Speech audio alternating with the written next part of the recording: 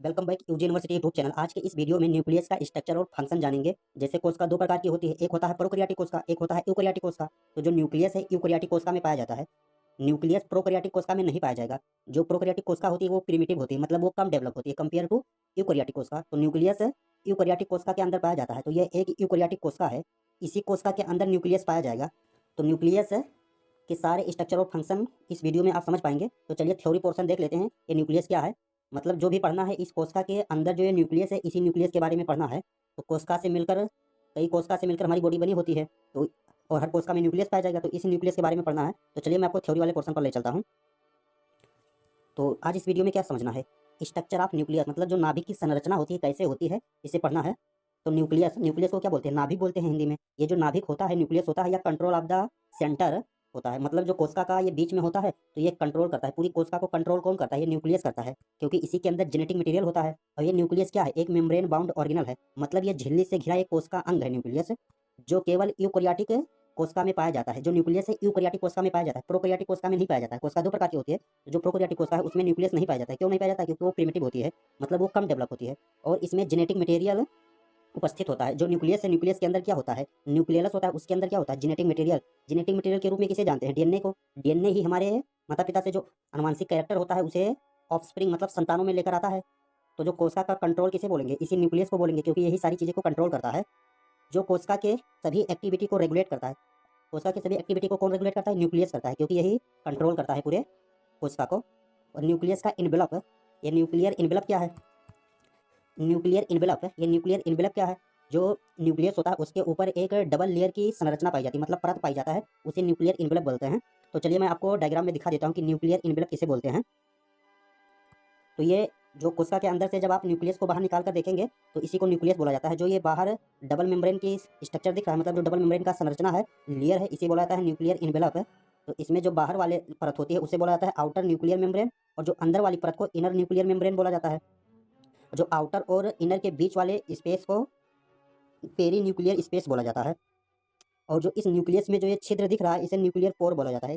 इसी nuclear pore के माध्यम से कोई भी चीज़ है, जैसे प्रोटीन हो गया या आरएनए हो गया, तो इसी पोर के माध्यम से कोई चीज़ अंदर या बाहर जाती है। और ये ऊपर क्या लगा हुआ है, एंडोप्लाज्मा रेटिकुलम, मतलब ये यहाँ पर ये जो छोटे छोटे रेड कलर का दिख रहा है, ये राइबोसोम है। कुछ राइबोसोम इससे अटैच होते हैं, कुछ राइबोसोम फ्री होते हैं। तो चलिए मैं थ्योरी पोर्शन पर आपको ले चलता हूँ, आपको क्लियर हो गया होगा इसका स्ट्रक्चर।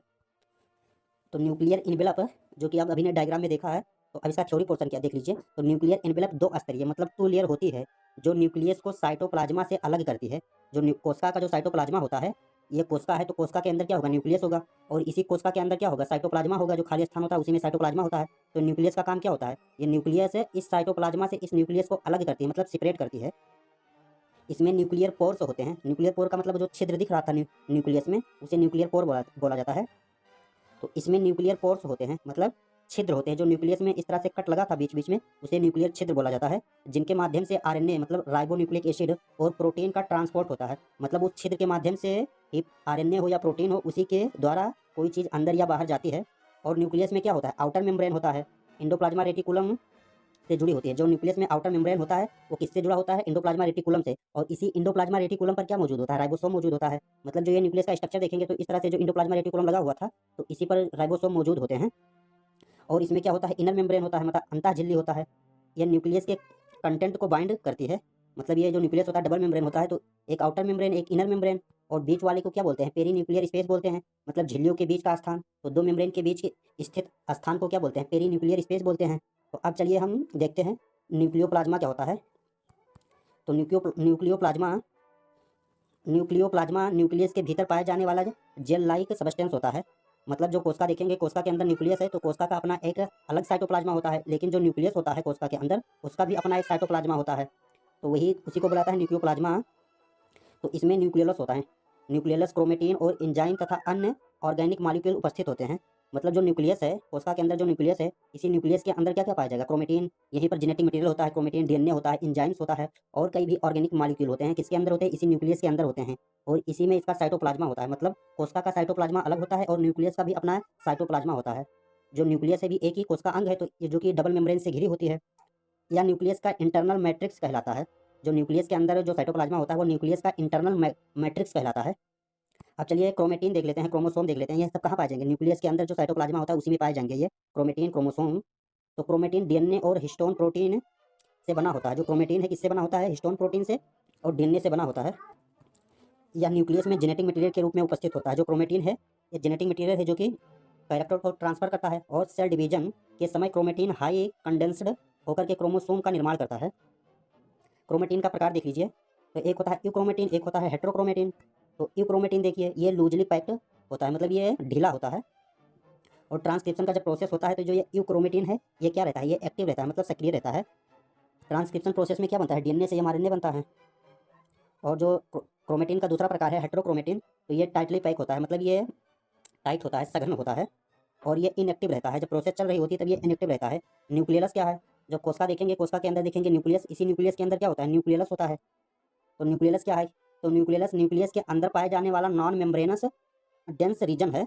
मतलब जो न्यूक्लियस है, न्यूक्लियस के अंदर जो न्यूक्लियस पाया जाएगा उस पर कोई मेम्ब्रेन नहीं होगा, जबकि न्यूक्लियस पर डबल मेम्ब्रेन झिल्ली होती है। यहाँ आरआरएनए मतलब राइबोसोमल आरएनए और राइबोसोम के सिंथेसिस का स्थान है।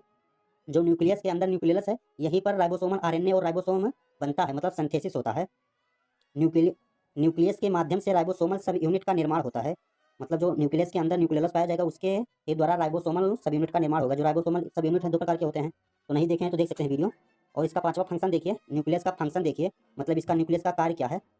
तो न्यूक्लियस क्या करता है? स्टोरेज ऑफ जेनेटिक मटेरियल, मतलब जो न्यूक्लियस होता है यह आनुवांशिक पदार्थ का संरक्षण करता है, मतलब उसे सुरक्षित करता है। जो कि जब ये जेनेटिक मटेरियल संरक्षित रहेगा, सुरक्षित रहेगा, तभी तो संतान में ट्रांसफर हो पाएगा जेनेटिक मटेरियल।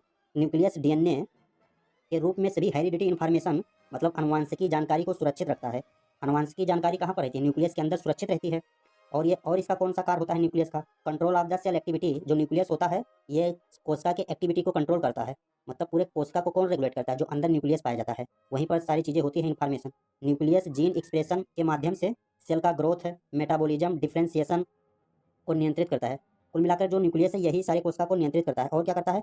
प्रोटीन सिंथेसिस, मतलब प्रोटीन के निर्माण में भी न्यूक्लियस का ही योगदान है, क्योंकि जो राइबोसोम होता है वो न्यूक्लियस के अंदर होता है और राइबोसोम ही प्रोटीन का सिंथेसिस करता है।